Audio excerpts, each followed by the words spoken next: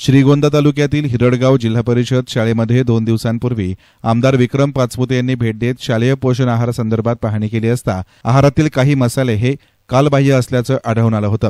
त्या अनुषंगानं प्रशासन आता अलर्ट मोडवर आल्याचं दिसून येतंय।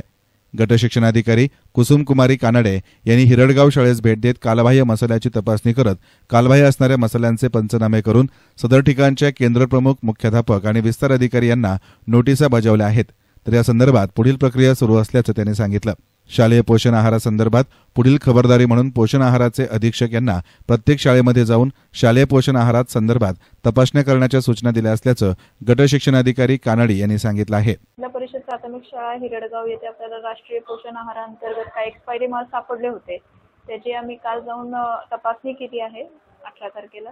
त्या अनुषंगाने आम्ही ते माल पूर्ण म्हणजे त्याचा पंचनामा करून ते माल त्या नियमानुसार त्याचा पंचनामा करण्यात आला आहे। आम्ही तसे सूचना खाली मुख्याध्यापकांना देखील दिल्या आहे की इथून पुढे अशा कोणत्याच प्रकारचा साठा, एक्सपायरी झालेला साठा त्या शाळेमध्ये सापडू नये किंवा माल उतरवताना देखील ते व्यवस्थित चेक करूनच ते माल घेण्यात यावं। आम्ही त्या संबंधित मुख्याध्यापक, तिथल्या केंद्रप्रमुख, विस्तार अधिकारी यांना देखील आम्ही नोटीस दिली आहेत।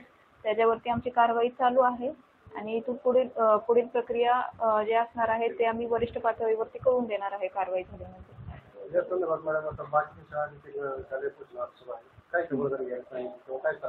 आम्ही आमच्या अधीक्षकांना, जे शालेय पोषण आहाराचे अधीक्षक आहेत त्या साहेबांना आम्ही तशी सूचना दिली आहे। ते देखील त्या म्हणजे प्रत्येक शाळेमध्ये ते जाऊन चेक करणार आहे की कुठे असे माल आहेत का, तसं अहवाल ते ऑफिसमध्ये सादर करणार आहेत लवकरात लवकर।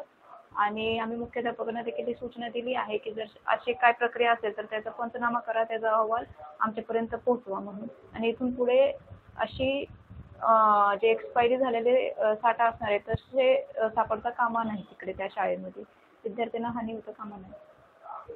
मात्र प्रशासनानं फक्त शाळेवर कारवाई न करता माल पुरवणाऱ्या संबंधित एजन्सीला देखील या प्रकरणामध्ये विचारणा करण्याची गरज असल्याचं नागरिकांमधून बोललं जात आहे। YES9 मीडियासाठी प्रतिनिधी गणेश कांबळे, श्रीगोंदा।